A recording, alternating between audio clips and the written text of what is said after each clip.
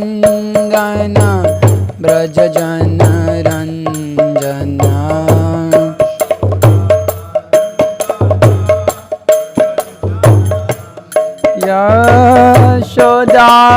Yashodanandana Brajajana Ranjana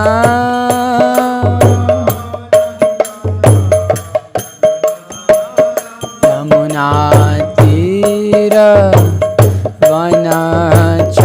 Vanachari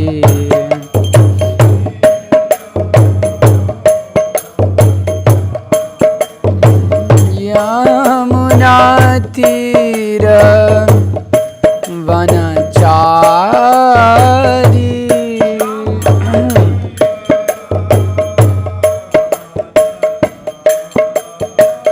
Hare Krishna Hare Krishna Krishna Krishna Hare Hare Hare Rama Hare Rama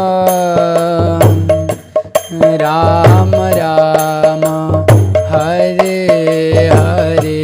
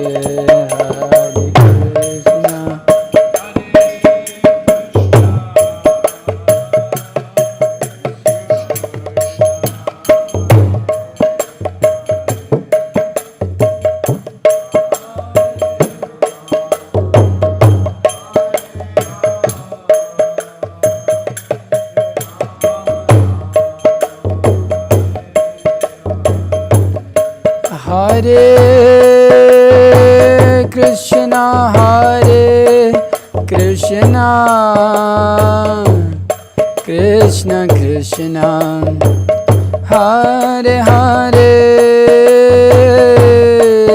Hare Rama Hare Rama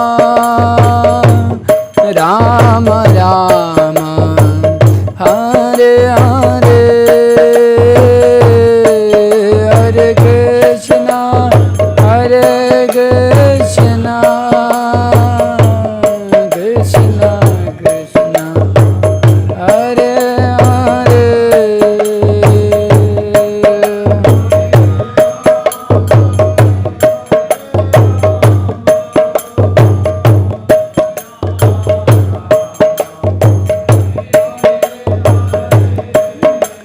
Hare Krishna Hare Krishna Krishna Krishna Hare Hare Hare Rama Hare Rama Rama Rama Hare Hare Hare Krishna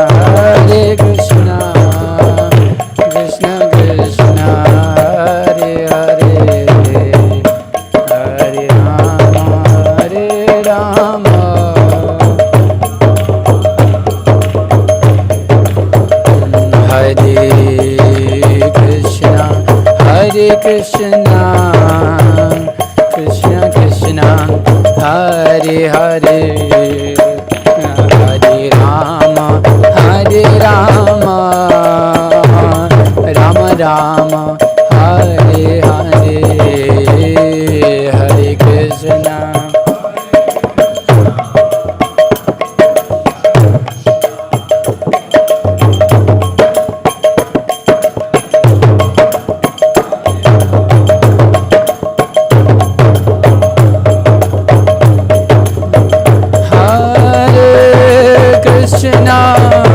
Hare Krishna, Krishna Krishna, Hare Hare, Hare Rama, Hare Rama, Rama Rama, Hare Hare.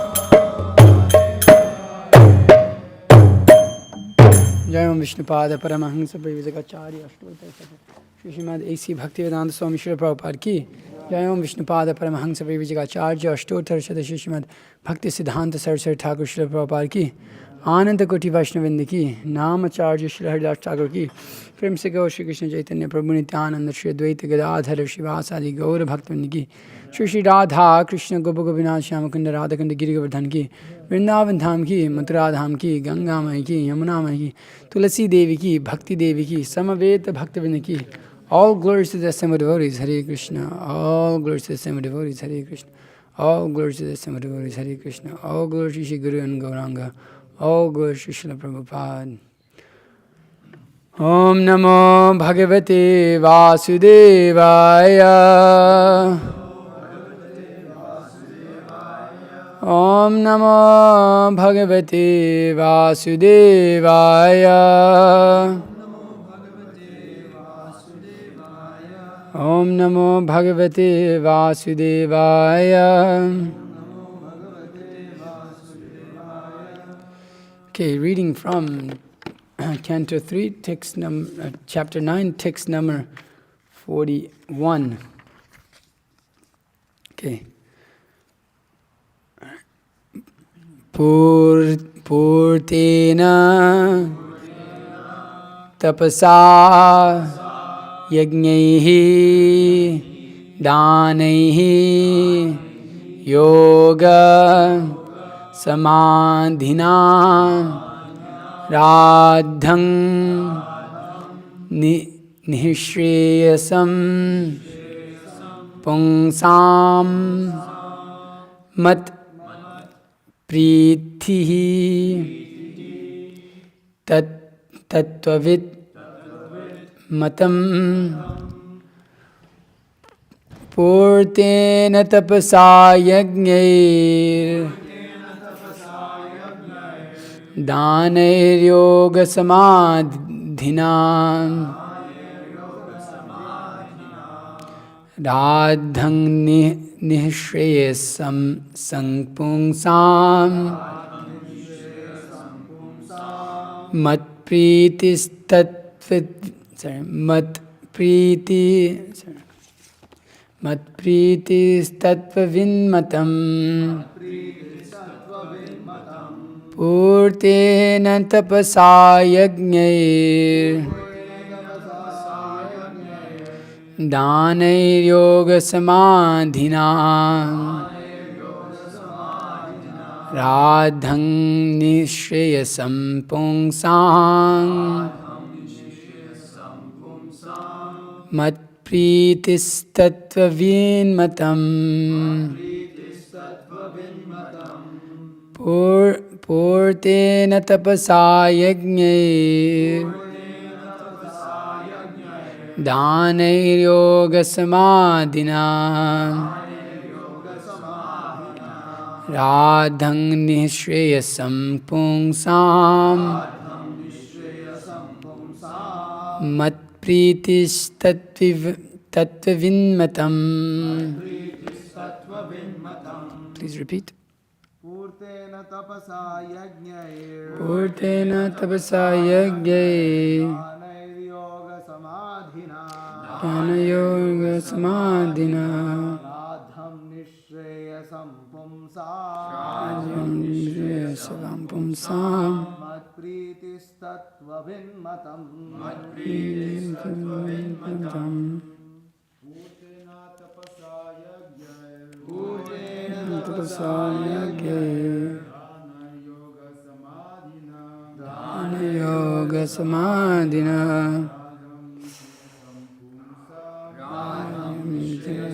Pumsam Pritis Chanvatinmatam Purtena tapasa Yagir Yoga Samadhina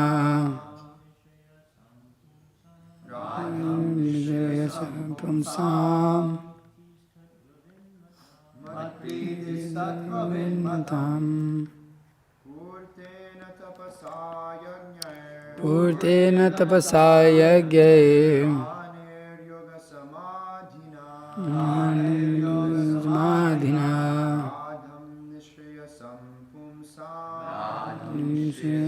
Pumsam Pritis. Okay, Mataji. Purtena tapasa yagir Yoga Samadhina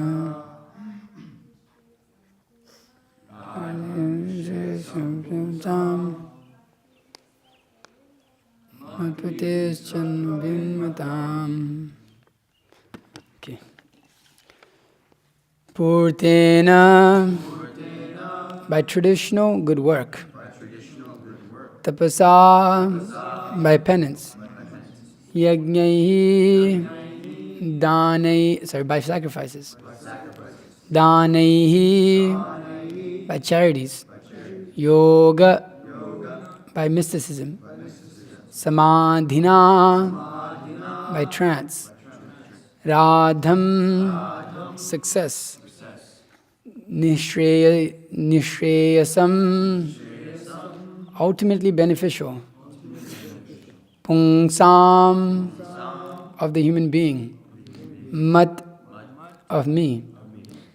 Pritihi, satisfaction. Tattvavit, expert transcendentalists. Matam, opinion. Translation and purport by His Divine Grace A.C. Bhaktivedanta Swami Srila Prabhupada Ki Jai. Translation: it is the opinion of expert transcendentalists that the ultimate goal of performing all traditional good works, penances, sacrifices, charities, mystic activities, trances, etc. is to invoke my satisfaction. Purport: there are many traditionally pious activities in human society, such as altruism, philanthropy, nationalism, internationalism, charity, sacrifice, penance, and even meditation in trance. And all of them can be fully beneficial only when they lead to the satisfaction of the Supreme Personality of Godhead. The perfection of any activity, social, political, religious, or philanthropic, is to satisfy the Supreme Lord. This secret of success is known to the devotees of the Lord as exemplified by Arjuna on the battlefield of Kurukshetra. As a good non-violent man, Arjuna did not want to fight with his kinsmen. But when he understood that Krishna wanted the fight and had to arrange it at Kurukshetra, he gave up his own satisfaction and fought for the satisfaction of the Lord. That is the right decision for all intelligent men. One's only concern should be to satisfy the Lord by one's activities. If the Lord is satisfied by an action, whatever it may be, then it is successful. Otherwise, it is simply a waste of time. That is the standard of all sacrifices, penance, austerity, mystic trance, and other good and pious work. Could you grab the Mood and Mission? There's a volume number 2 on my desk. Is this open? I don't want to open an unopened one. There's one on my desk, and then there's also the Easy Journey to Other Planets on that desk. Okay. Om Jnana-Timirandhasya Gyananjana-Shalakaya Chakshuruntamena Tasmai Shri-Gurave Namah Shri Chaitanya-Manavishtam Sthapitamena Bhutale Swayam Rupa-Kadamayam Dadati Sopadantikam Vandeham Shri-Guru-Sheta-Padakamalam Shri-Guru-Vaishnavanksha Shri-Rupam Sagar-Chatam Sagar-Raghunathan-Vitam Sam-Sajivam Sadhavitam Savaditam Parijana-Sahitam Krishna Chaitanya Devam Shri Radha Krishna Padan Sagana Lalita Shri Vijayakanvitam Shri He Krishna Karuna Sindhu Dinamanda Jagatpate Gopisha Gopika Kanta Radha Kanta Namasate Tapta Kanchana Gaurangi Radhe Vrindavane Shri Vrishabhanusate Devi Pranamami Rivi Panchagota Vishya Kripa Sindhu Vishya Patitanam Pavane Vaishnavi Viho Namo Namah Namo Om Vishnu Padaya Krishna Prasthaya Bhutale Srimate Bhakti Vikasa Swami Te Namane Namo Om Vishnu Padaya Krishna Prasthaya Bhutale Srimate Bhakti Vedanta Swami Te Namane Namaste Saraswate Devi Gauravani Pracharni Nirvisesha Vadi Paschatya Deshatarani Jai Shri Krishna Chaitanya Prabhu Nityananda Shri Advaita Gadadhara Srivas Adi Gaur Bhaktivinoda Hare Krishna Krishna Krishna Hare Hare Hare Rama Rama Rama Hare Hare. Thank you. Okay, so going on here, this nice verse. It is the opinion of expert transcendentalists that ultimately the goal of all performing all good, traditional good works, penance, sacrifice, charities, mystic activities, trances, etc. is to invoke my satisfaction. So we see that throughout the whole Srimad Bhagavatam, we see that throughout the whole culture of Vedic society is generally not with the idea of satisfaction of the self, but with the satisfaction. We're here particularly referring to Krishna, but within Varnashram Dharma, there also is a core understanding that everybody acts in order for the greater good of the society. And generally that society is under the rule of the Brahmanas and Kshatriyas, which naturally is meant to be godly. So everybody acts in harmony in order to work within the society, which is ultimately at the aim of pleasing Krishna, which largely should be, directed by the Brahmanas and implemented and pushed forward by the Kshatriyas, so that even the Vaishyas and the Shudras, they're in line and they're following. So the whole society, and even the Chandalas and the Yavanas and the Malechas that it may exist outside of the Varnashram system, and they may also be benefited by that. So everybody in traditional society works with this.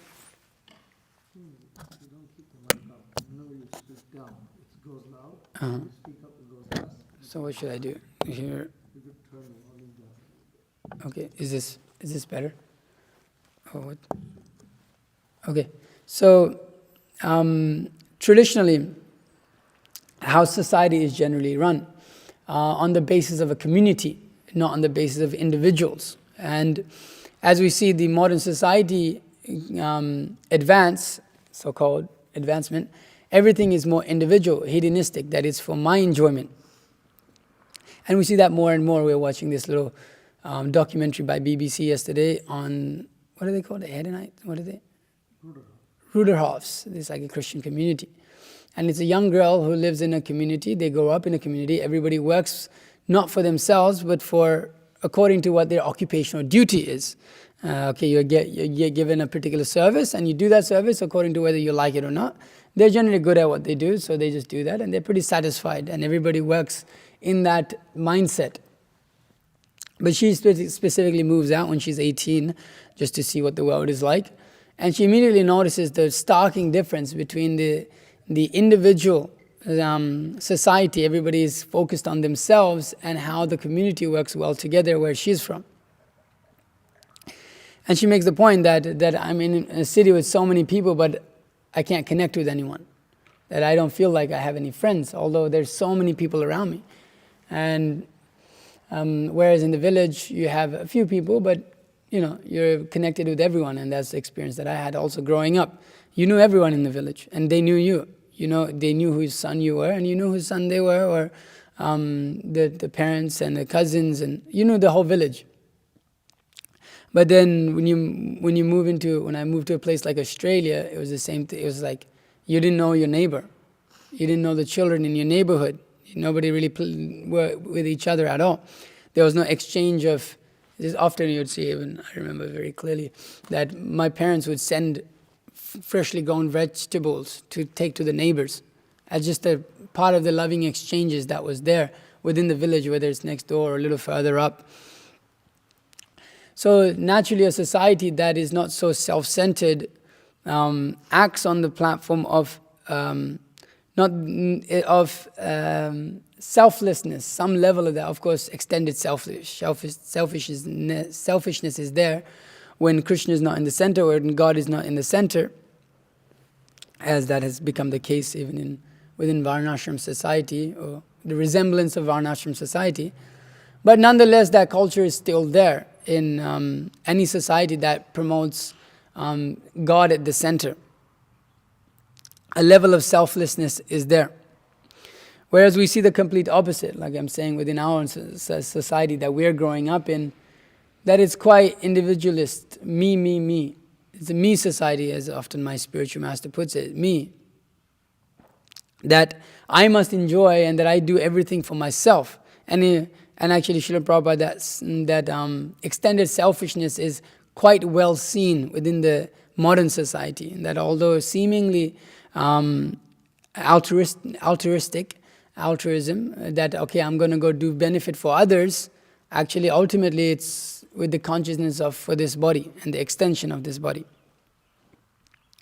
So the point of the state of existence in this world is particularly for people to exist for themselves, for me, myself, and I.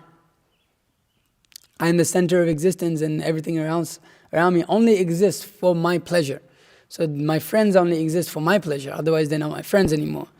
This house only exists for my pleasure, otherwise I'll get another house. This car only exists for my pleasure, otherwise I'll get a different car. This phone, if it no longer serves me, who is the central point of existence, then I'll immediately change that situation, or try to change that situation according to what I can do. So we see that is a very central point that is pushed forward in society, individualism. But factually we can see such people are quite miserable, and the society is more miserable, and the platform on which people work, eat, sleep, it is all miserable. It is useless. It's being mentioned here that Shrama eva hi kevalam. Actually it's not of any use, because neither does it satisfy the self, and neither does it satisfy Krishna, God, or neither does it satisfy anyone else. It is actually an absolutely useless endeavor. But it's the idea or the position by which we take, we think this is the ultimate goal of life, that this is my idea and this is my satisfaction, that I will be satisfied. So the level of false ego, on that platform people keep going, pushing forward, even though it's miserable. People working these jobs and like how, we see like people working at Walmart, it's like, this is a miserable job, and in so many other jobs that you sometimes just see, it's like, oh man, that's really like miserable. But how is it that they keep going? Because there's the illusion of enjoyment that I will enjoy at some point. Even though most of their position, most of the time, is that of suffering and a level of cessation of suffering. Because the missing point is there, the missing link is there. That desire for satisfaction is not meant for the self. That it is particularly meant for Krishna, as we have so many verses defining that so clearly, that Ekaleshwara Krishna Arasava Bhritya, that actually Krishna is the supreme. He is the only supreme. He is the only one to be satisfied. Bhaktaram Yagyatapasam Sarva Loka Maheshwaram. He is the only beneficiary, the only one to who actually sacrifice everything for. So that point is missed. That point is completely missed within our society, within the modern society. And so when that point is missed, then everything just becomes Shrama eva hi kevalam, that is actually useless in the dharma sanustitha pungsam vishvakshena katasu yah notpadayad yatiratam Shrama eva hi kevalam. The occupational duties a man performs according to his positions are only as much useless labor if they do not provoke attraction for the message of the personality of Godhead. So, the activities which we are performing, if they're not particularly directed towards pleasing Krishna, then they have no use. They just become useless labor. So it is very important to understand that even, not just within material society, but even within devotion service, that the activities that we carried out are for the satisfaction of Krishna, not for the satisfaction of ourselves. So that means tapa, a level of austerity, a level of giving up, renunciation, of undergoing difficulties, as Srila Prabhupada so many times emphasizes in these chapters here in the second volume of Struggling for Krishna, undergoing difficulties. That anybody, when somebody wants to please someone else, immediately you have to undergo some level of austerity, some level of difficulty. Why? Because it's not your pleasure. It's not for your pleasure. So it may be not what you want to do, actually, most of the time, because everybody is a very individual person. What they like is very different to what you like, or different flavors of what you may like, or what they may like. Often when we're friends with someone, then generally we have the same likes and dislikes. But in the case of when you're trying to satisfy, let's say, even your father or mother, they may have different likings and what they like and what satisfies them. So one has to go under a level of struggle, a level of difficulty in order to satisfy someone. Just like in order to satisfy even one's own lover, then they have to undergo a level of difficulty. Go to the store, buy flowers, or cook for them, or whatever. Nowadays you have to call a restaurant and plan out and make sure that you can get a booking 3 months later. Whatever, so many different difficulties one may have to go through. You have to go work a job, spend so much money. So anytime one wants to satisfy someone, there is always a level of tapa, a level of austerity that is performed, a level of penance, a level of sacrifice. So all of these things, they come when we look beyond ourselves, when we don't try to just satisfy. Even when you try to satisfy yourself, you have to take some level of austerity, you could say. But you see that as as useful, right? When you do it for yourself, then you're like, okay, yeah, I can do it. I'll undergo austerity for myself, no problem. But when you got to do it for someone else, then you can often quickly creep in, well, why do I have to do this? Why do I have to do that? What is the point of it? Why do I have to undergo such difficulties? And often, if that relationship with the other person is not very strong, then you won't. That's just like Prabhupada gives the example. A mother loves her own child, but the child next door is still a child. But why is it not that you go to that child and say, okay, I love you, I'll do so many difficult things for you, I'll work all day, clean the house, clean your laundry, do all of these things. Why does the mother not do that? Because there's no love there. There's no bond of love. She may see that kid and have some affection for the kid and appreciate the kid next door, but there's no bond of love. That bond of love with that child is missing. So when one can develop that bond of love with Krishna, then all of the different austerities and all of the different works that he may do and the different difficulties he may undergo, he immediately sees that as beneficial. He sees it as beneficial, like we were saying. When you see something is not beneficial, naturally you don't want to do it. It's like, why do you want to do that? It's not beneficial for me, it's not beneficial for the other person, it's not beneficial for the society. Why should I do such things? It's useless. It's useless work, useless labor. What is the point? But when one can understand how it is useful, how it is pleasing to others, then naturally, okay, I should do it. Naturally, okay, yes, I should undergo difficulty. Just like the soldiers, they go to war. For what? What are you going out there? You're going to go out there to die? Most likely. It's pretty big austerity. Altruism, for the society, is philanthropy, internationalism, nationalism, all of those things, they fall within that category. What else is business? Good works, penances, sacrifices, charity, mystic activity. Maybe there's somewhat mystical there, but to survive sometimes. So even soldiers, when they go out into the field to fight, what is it for? Well, for my country, for my family, it's beneficial. So I must do it. So there's a bond. There's a bond. We become bound by the duty, and we see a particular significance of that duty and how that duty satisfies the society at mass, not just myself. For the soldier, he's going to fight. What satisfaction? It's scary. It's like traumatic to go out there and fight. You're seeing your friends die next to you, but you go on fighting. Why? Because there's an overall vision, overall understanding of why we're doing such things, why the soldier is fighting. So therefore, he's ready to take any austerity. He's ready to be in the trenches for days. He's ready to not eat. He's ready to not sleep.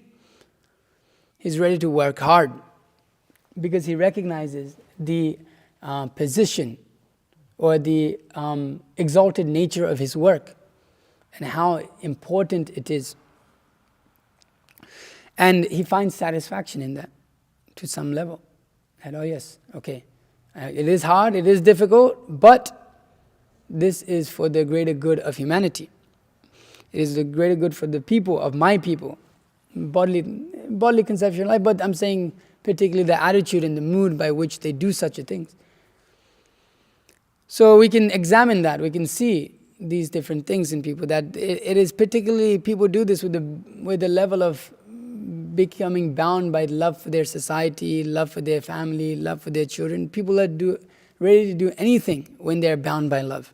We see that people, even Prabhupada says that in particular cases, they kill each other, if they even kill other people when they become bound by love for someone. Or even kill their own family. So that is the strength of love. And that is on a mature platform, and that love is actually, we understand that's ultimately lust, it's not real love. So what to speak of what it should be like on the platform of devotion service, when it is love for Krishna. Therefore, Srila Prabhupada cites here Arjuna, not just because he just followed instructions and said what I would do, but because he was qualified to receive that instruction, and he did it selflessly. And that qualification is Bhaktosi me sakachiti, that you're not envious of me, O Arjuna. You're my devotee. You're very dear to me. Therefore, I'm instructing, giving you the instructions, and naturally, as a part of the loving relationship with Krishna, he's following those instructions. Now I'm your surrendered soul. Tell me what to do. I shall do what you like, my Lord. So Arjuna is not particularly required to do it. He can leave, but Srila Prabhupada says here that he's a good, non-violent man. Arjuna did not want to fight with the kings, but when he understood that Krishna wanted to fight and had arranged it at Kurukshetra, he gave up his own satisfaction and fought for the satisfaction of the Lord. Why? Why does he's not bound? What does he have? But he's bound by the love for Krishna. He's bound. He sees beyond himself. He says, okay, my satisfaction, I want to do this. Oh, the women will become degraded. Oh, dharma will be lost. Oh, how will we enjoy? Oh, I don't want this kingdom. What's the use? Okay, what is the use? Okay, no use. He himself personally doesn't see any good coming out of it at all. You can see his determination to quit the battlefield. And for a Kshatriya to go that far as to put his bow down, it's quite significant. To cry on the battlefield for a Kshatriya. What kind of Kshatriya are you? As Krishna says immediately to him, what kind of man are you? What kind of fighter are you? So he himself doesn't see so much satisfaction or point in fighting at all. He is convinced that I should not fight. And he has proper stance to not fight on also. But although leaving aside his own satisfaction, he doesn't understand exactly what will happen after the battlefield, perhaps. But he sees, oh, I should satisfy Krishna. Why? Because Krishna, Ekaleshwara Krishna, Arasabha Bhritya. He is alone the Supreme Personality of Godhead, and only He is to satisfy. And if He is not satisfied, then nothing will ever be satisfied. What is dharma? Without Krishna, what is dharma? It's not dharma. There is no dharma. And that is the problem. That was the point that he made a mistake at, Arjuna, you could say. That he considered dharma to be even higher than what Krishna wanted to do. Or what Krishna wanted. But then what does it become? It has become Kaitava dharma, is used false dharma.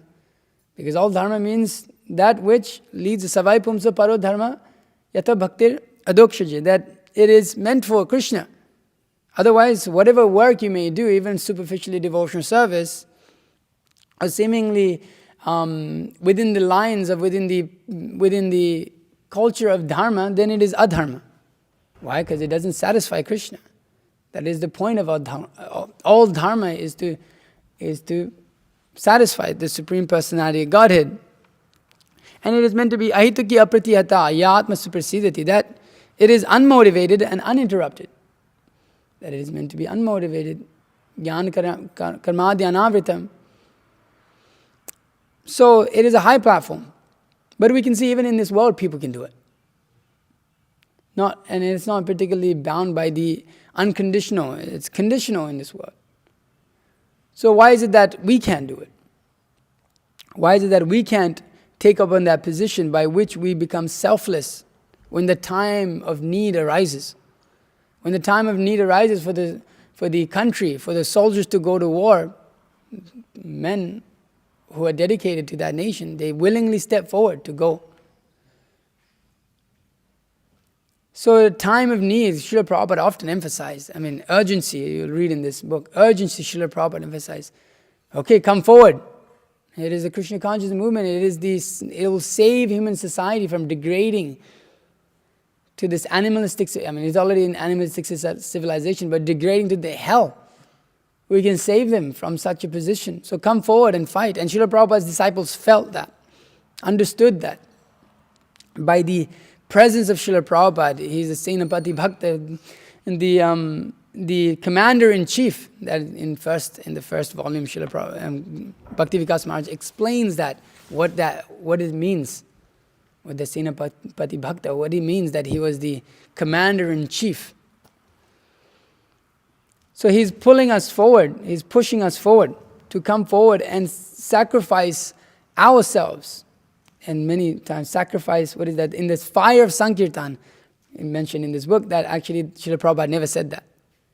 But actually it was said by Bhaktisiddhanta Saraswati Thakur often, and it made its way into the modern Krishna consciousness movement within the West.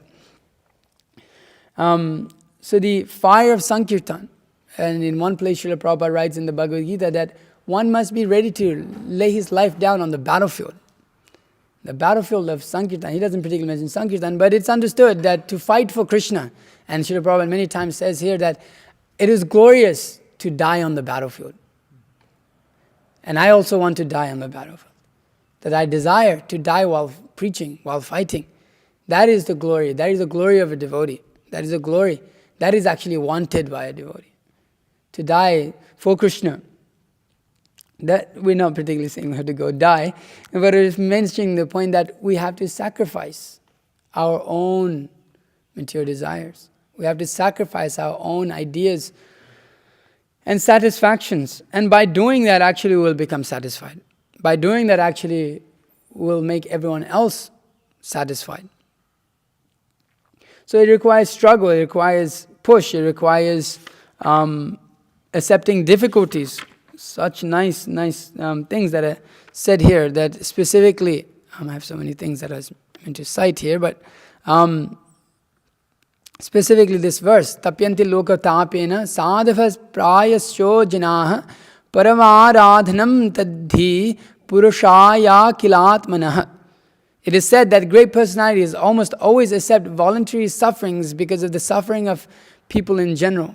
This is considered the highest method of worshipping the Supreme Personality of Godhead, who is present in everyone's heart. That the devotees take upon austerity, they take upon voluntary suffering. So one must be ready to do that. One must have that position by which he accepts difficulties. And Srila Prabhupada said, yes, there will be so many difficulties, so many setbacks, but one should go on. One should go on remembering Krishna. And Krishna says that to Arjuna on the battlefield. He says, you go on fighting, but remembering me. Don't forget that. Don't forget me. That you go on fighting, but you fight in remembrance of me. So Srila Prabhupada wanted us to do that, whether it's struggling for Krishna and fighting for Krishna on the battlefield, or it is going on pushing the movement in different ways. And Srila Prabhupada specifically said, don't expect favorable situations. That actually I experienced practically every unfavorable situations. But you don't expect favorable situations. That is nature of preaching, is that it is unfavorable. So don't be discouraged. That you go on fighting, that even though if we don't get a result, we do not care for such thing. We care that Krishna is satisfied with our endeavor. And taking great risks is another whole topic that's here. Srila Prabhupada said, you take great risks for Krishna. We take risks for Krishna, but not being frivolous or but while being cautious at the same time. And so when taking such risks and such positions of preaching, there's so much anxiety. There's so many positions in which we become anxious. Something is not done right. Something has to be done. You don't know what's going to happen. So much is at stake. And Prabhupada said, well, this is good. He says, I'm very happy that you have become so anxious. Tamal Krishna Maharaj wrote to Srila Prabhupada, Srila Prabhupada, I have so much to do. I'm actually quite disturbed, and sometimes I find it hard to even chant my 16 rounds. I have so much to think about. Srila Prabhupada said, good. Very good. Now that you are learning how to become Krishna conscious. I'm also sometimes becoming very disturbed and it's hard to chant. But this is good. And Tamal Krishna Maharaj wrote, at the same time I'm seeing how I'm advancing in Krishna consciousness. I'm seeing how to become selfless. I'm seeing, before I wanted to run away from all of these things, but now I'm seeing how to become tolerant of them and how to work for the satisfaction of Krishna.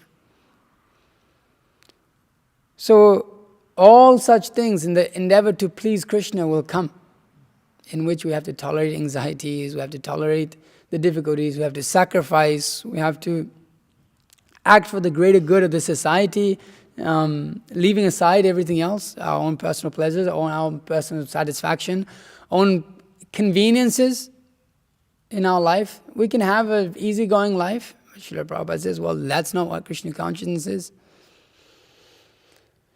So it is a position. Krishna consciousness is for pushing movement. There is another whole section here. This is the pushing movement. We should push ourselves to surrender to Krishna.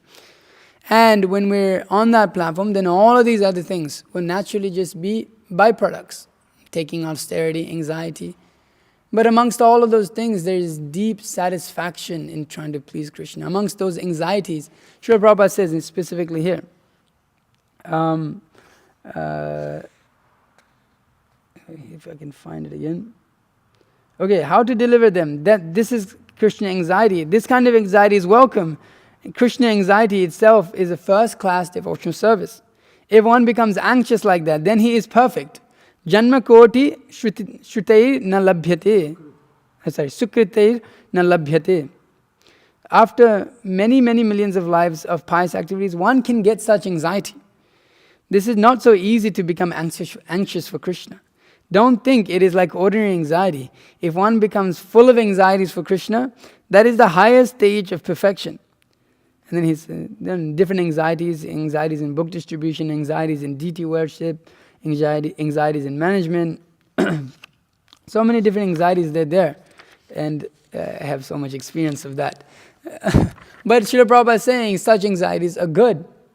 Actually good. It is not ordinary. Don't think that this is like any other ordinary anxiety that people have in this material world.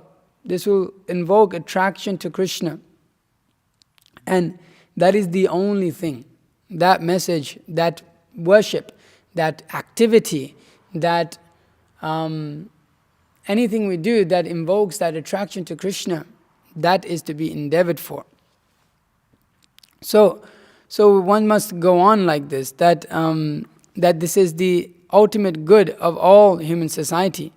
Therefore, atas pumbhir dvijastreshtha varnashama vivagashah swanushtitasya dharmasya sangshadir haritoshanam. O best among the twice born, it is therefore concluded that the highest perfection one can achieve by discharging the duties prescribed for one's own occupation according to caste division and orders of life is to please the Supreme Personality of Godhead. So many other verses that they are like that. And so a devotee, as Srila Prabhupada mentions, he understands the Lord. And he understands how to please the Lord. And so he naturally acquires all of these qualities. Yasyasta bhaktir bhagavati akinchana sarvai gunais tatra samasta suraha harava bhaktasya kuto mahatguna manorathe nasati dhavato bhaihi. That all the demigods and their exalted qualities such as religion, knowledge and renunciation become manifest in the body of one who has developed unalloyed devotion for the Supreme Personality of Godhead, Vasudeva. On the other hand, a person devoid of devotion service and engaged in the material activities has no good qualities. Even if he is adept at the practice of mystic yoga or honest endeavor of maintaining his family and relative, he must be driven by his own mental speculations and must engage in the service of the Lord's external energy. How can there be any good qualities in such a man? So, this is the highest platform of existence. Everything one does, the struggles, the difficulties, the anxieties, all of these things we are doing for the satisfaction of Krishna. We are doing for the good of human society. Ultimate good. Sabai pungsa paro dharma, the topmost activity. So when we recognize this platform, then we'll naturally be ready to undergo all the austerities that is required to establish such a position. But if we're not conscious of it, of what it means to please Krishna, the austerities that we must take, then we'll simply come back to the platform of self-satisfaction. How can I be satisfied? How can I be comfortable? The sadhus, they always act for the greater good of human society. Because they recognize what is the real good. So therefore, one must be ready to sacrifice oneself. One must be ready to satisfy the Supreme Personality of Godhead. And on that platform, everything becomes easy. As we have that verse in Chaitanya Charitamrita. When one can remember Lord Chaitanya Mahaprabhu, then everything becomes easy. And when one cannot remember Lord Chaitanya Mahaprabhu, then everything becomes difficult. So we should endeavor like this. This is how to invoke Krishna's satisfaction. It is all given here. It is given in Buddha mission, it is given in Bhagavatam, it is given everywhere by Srila Prabhupada. So we should endeavor like this. Is there any questions or comments? Please feel free to ask. Or anything to say? Anyone? Yes, Nimai. I remember earlier in the class you were talking about being bound by love. And I was just thinking, like, even Krishna, the Supreme Personality of Godhead, he can't be bound by any ropes, but he's bound by love by Mother Yashoda when he's tied up to the mortar. Yeah. When one becomes bound by Krishna's love, then Krishna becomes bound by the love for the devotee. Love of the devotee and for the devotee. So it's a two-way street. Two-way street of Krishna consciousness. Yes.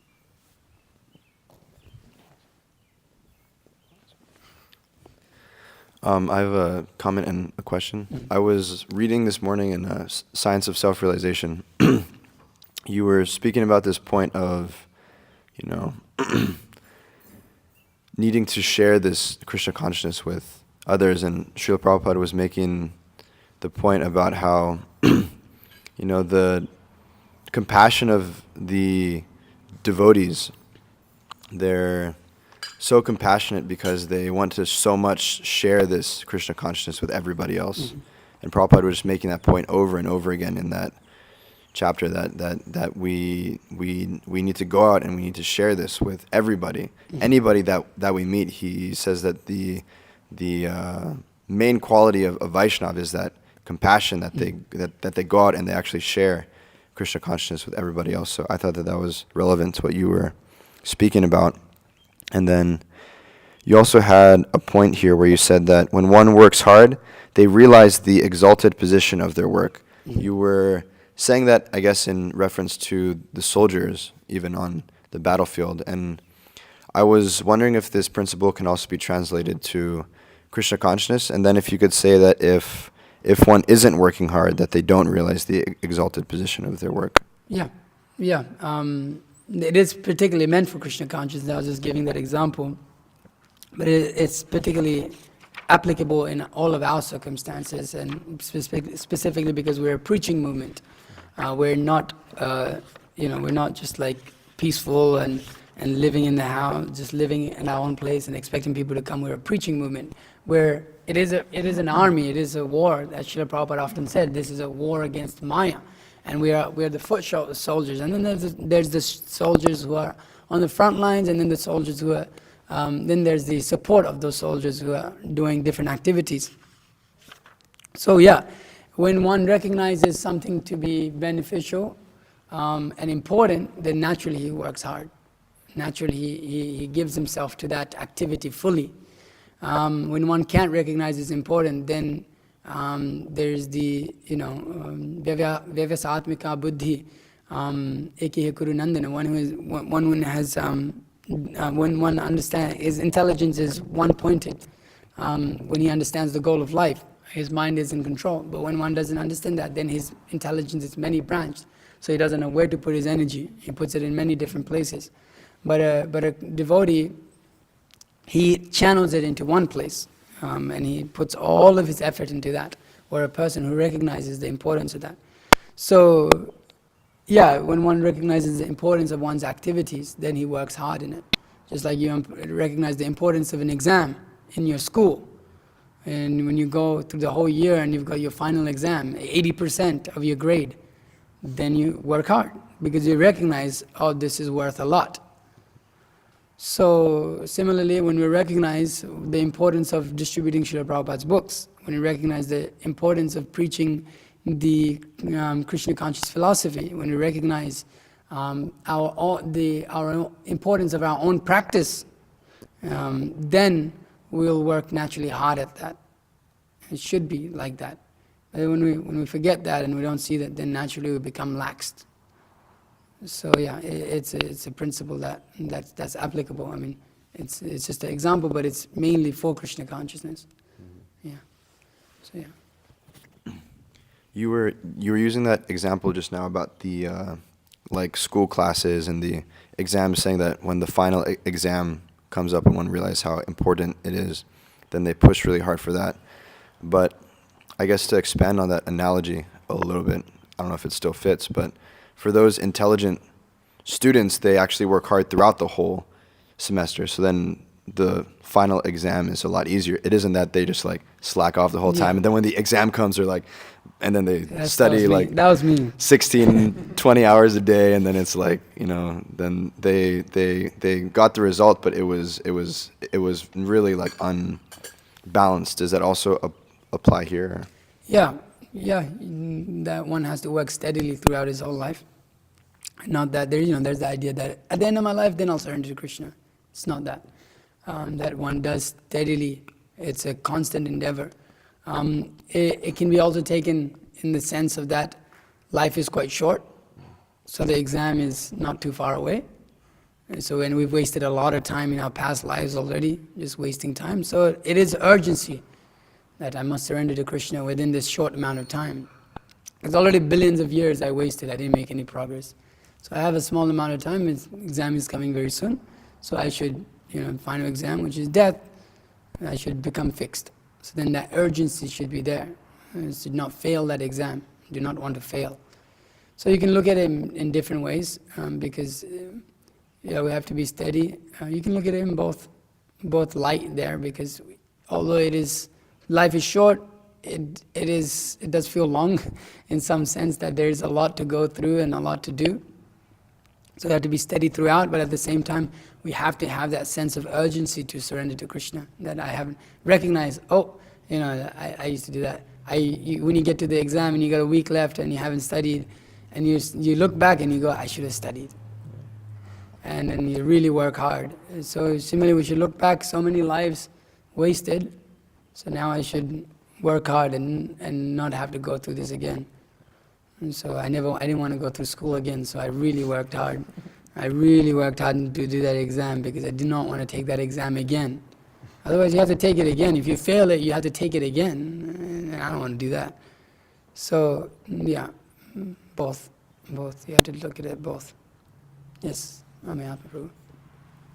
Some thoughts about sacrifice also, maybe we can discuss a little bit this, because it usually, like we see the Srila Prabhupada also told that we should sacrifice ourselves as much as possible. And another lecture our spiritual master told about the Shad Goswami, when they naturally they sacrifice themselves even without some questions like should I reduce my sleeping and should I reduce my the food.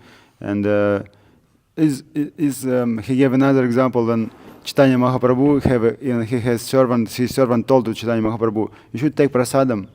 He told, oh, what about you didn't take prasadam like for last like many hours, you know, because he's forget and he very very focusing for spiritual activity, and naturally they forget about sleeping, they naturally forget about eating, they sacrifice as much as possible. And another example, and like Avanihoda Prabhu told, when you're doing book distribution and sometimes you're tired, and it usually is our mind when in time of marathon you're very concentrated because you know now everyone is doing like this, you know, you're fire up, you know, even you're tired, you push yourself, and then you see the fruits. Like few days ago also I was really tired in airport, but one person gave me 100, and I thinking now I should like engage this money, I should, because I cannot accumulate. And I start to think like, you know, I try to distribute this, and then I saw it's already 8 o'clock, but still I have some little bit mercy, like maybe $15 like this. And you think, oh, I was so tired, but then after this, like 4 or 5 hours, I running like anything, you know, Yeah. because it's not so crowded, and you should find the people even who take it even like for less price for this. And almost it's our mind, because when you determined and you, like you told that if you know what you're doing, what is the benefit of this, if you can understand, oh, this is for Krishna, this is for Srila Prabhupada, this is for devotees, for these living beings, for me also. If you have this proper understanding because of reading, because proper chanting, you can do this. But if you don't have this proper understanding, everything is became very tough, and you're thinking, oh, why I'm doing this? Nobody's people don't like these books, especially South Side. No, this is people is very proud about what I'm doing here. They try to struggling for like few bhakta texts. But another point also is a little bit complex, but is my thoughts about during this class. And another point, when sometimes we sacrifice like a lot, and your body became damaged. And like in Nectar book distribution, they have stories when people they doing book distribution and back pain, and they cannot take the bundle of books, you know, what to speak about the bag, and then they cannot like do. And temple should support them, and they should spend money and time for support the people. And sometimes I heard the stories in Russia, some brahmacharis who sacrificed their lives for book distribution, and the end of life they became bodies completely useless, and the senior authorities, they told, oh, now Prabhu, maybe you can be married, you know, like the wife can take care about you. It's really horrible. And even like we see the in festival in Shravanam Kirtanam camp, like the Prabhupada disciples, they sacrifice like anything. You can see the Matajis, the Prabhus, you know. And then Guru Maharaj told, now you should help you by yourself. You know, you cannot expect if somebody can help you. Even our spiritual master also, I remember one lecture he told, I also sacrificed my life, but then no one can help me. This is amazing. Like it's my thoughts, like what is the balance? Like how much we should sacrifice. In one sense, we should sacrifice like anything, because it's still is like your spiritual bank account, and is every time with you, like whether you do book distribution. But simultaneously, you should be like intelligent enough, like don't like cross the border when your body is completely useless, and then somebody should take care about you, and like where is this border? It's like every time is we should. Yeah, that can be difficult to understand. Sacrifice shouldn't be done in the mode of passion. That's often our case, that we do it in the mode of passion. And so what happens is it feels good and you feel like you're doing a lot, but later down the line you suffer. That's the nature of passion.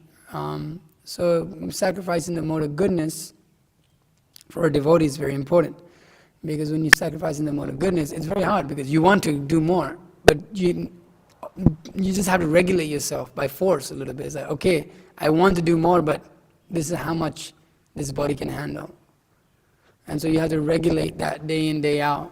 And that's difficult, that's austerity, just to regulate yourself, because you just want to go all out. Because especially when you have a young body, you can just keep running around and you feel a little tired, you just go to sleep, wake up, and you're good to go again.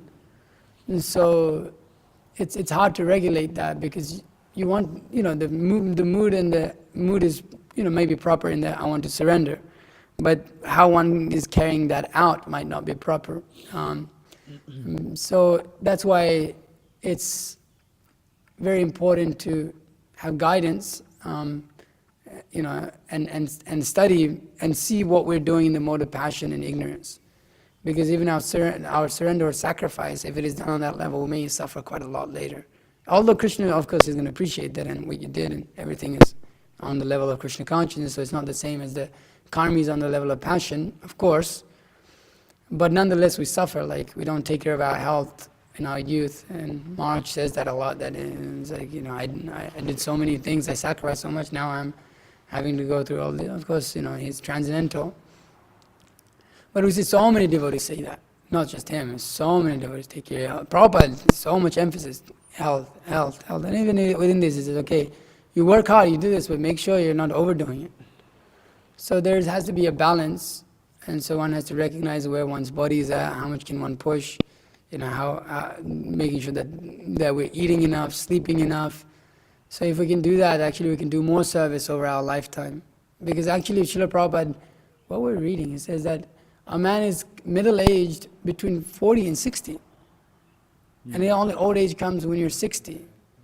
So actually, middle age means working. That you work. Actually, generally, you're not really considered old in traditional society. It's like 50 is half your age. It's like, okay, just reached half your age now. They go on working in the villages. They go on farming and until they're 65, 70. And then they start to slow down and then, okay, they chill out. I've seen they're still plowing the land when they're 60 years old, 65, 70, with those bulls. And it's heavy work, and they carry the, what is that called? I forget. The part that actually plows, the plow. The plow. They carry that thing around up a hill, and it's like, these are like old people. I've seen it, they smoke cigarette at the same time, their whole life. I don't know. But and so, actually, if you maintain this body properly, it's built to work quite a long time. Sometimes in our movement we have that. Once you turn 30, and then you slow down. But actually, it shouldn't be like that. That's actually really bad. If it's that platform, then we're doing something really wrong. Because actually, karmis even, those who are a little conscious, they're very healthy until like even we have this person, LeBron James. Now they have all this modern technology and they use all this to keep his body healthy. But he's like 40 years old. He plays with his 18 and 19-year-old son in the NBA. If you play in the NBA, it's a lot of fitness and heavy work on the body. But and as devotees who are trying to display a life of, we're trying to show that it's meant to be a healthier life. It's meant to be.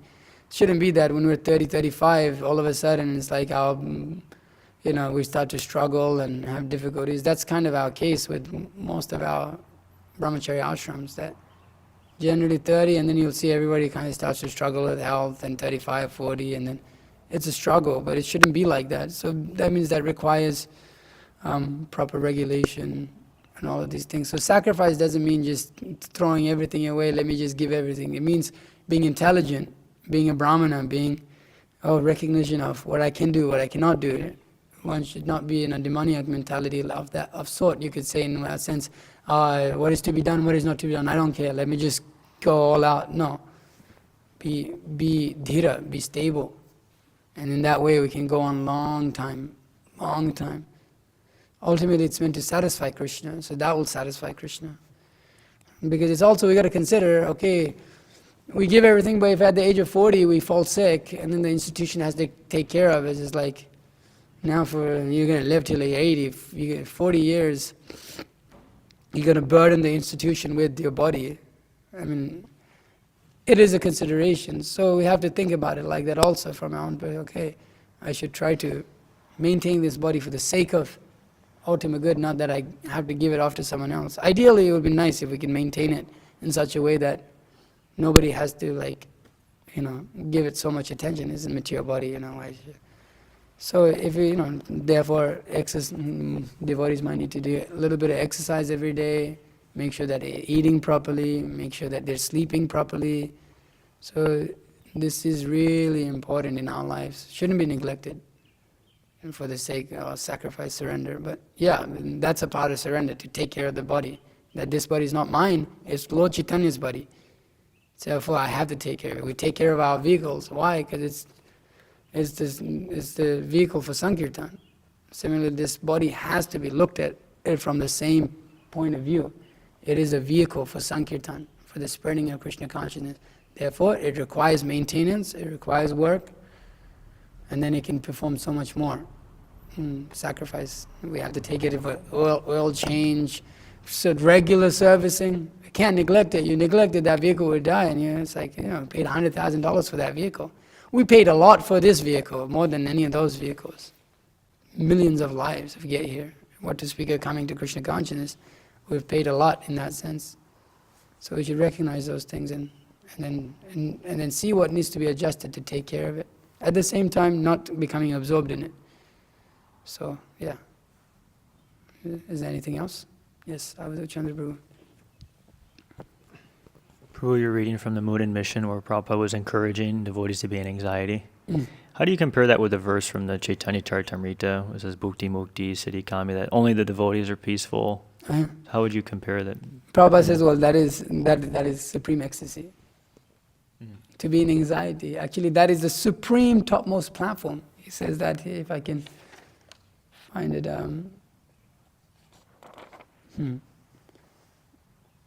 So, yeah, I'm very glad to see you working so hard for Krishna. That gives me much pleasure. Srila Prabhupada says that in here somewhere, that is full samadhi, supreme pleasure, because the gopis are always in anxiety for Krishna. So it is peaceful. In the sense that we're not particularly, it's not material desire and it's not material anxiety, but it's spiritual anxiety. So there's multiple things, layers of this, because our goal is not to become peaceful. Our goal is to become anxious of Krishna, to be anxious to serve Krishna. So peace is there in that because you get satisfaction. But that is the peace that is there. We're just satisfied. There's no, people are disturbed, so they have so many desires to do this, to do that. But we're satisfied, and we only have one desire to satisfy Krishna. But in that desire to satisfy Krishna, there's so much anxiety. So it's achinta bheda bheda tattva. You cannot conceive of it, but you can. But when you taste it, when you experience devotional service, then you understand. Oh, satisfied but anxious. It's like two contradictory things. It's like so contradictory. How can you understand? How can somebody tell you in this world, I'm satisfied but I'm anxious? You're crazy. You're crazy. But we're crazy for Krishna. Guru Maharaj was speaking in the lecture, and he mentioned this book called A Man's Search for Happiness, and I saw there's a PDF online. I was reading a little bit of it, and then it's a man describing, he's a survivor of the Holocaust, and he was describing this term in psychology. It's called the illusion of reprieve, where he gives he gives one instance, like people who are on death row who are about to get injected and killed, they think up to the last minute that someone's going to like come and divinely save them. And then also in the concentration camps, as they were being stripped naked and everything was taken away from them, they were like joking with the guards, like, can I keep my ring? And they really didn't understand the gravity of the situation, like how they're being sent to the slaughterhouse. Like, so I don't know. I thought it's interesting. I guess that's like the term they use, but we can apply that to like the whole world, that we're all being sent to the slaughterhouse, and people go on thinking like they'll be saved last second, especially people who take their religion sentimentally and don't prepare for the final exam and stuff. So yeah, I thought that was interesting. It's a common phenomenon that people have like a self-centered view that somehow or other they'll be saved from their situation no matter how bad it gets. Yeah. Or we think we can save ourselves. Either one. Okay, I got 3 minutes.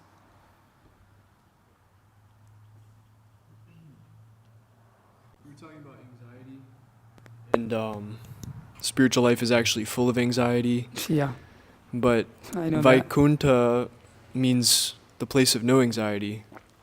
So how do we understand? That's why Vrindavan is higher. So there's no anxiety. So this the verse Avadu Prabhu is quoting about the devotee is peaceful, that specifically applies to more so the Vaikuntha platform, whereas the platform of Vrindavan is actually full of anxiety. Yeah, you could say like that. Yeah, the devotees generally more not perhaps as anxious in Goloka Vrindavan and then Vaikuntha planets. Yeah, I'm not so. I don't know how much I can comment on those things. But yeah, the anxiety to serve Krishna. Yeah, that's a good thing. That anything else? Okay, that's it.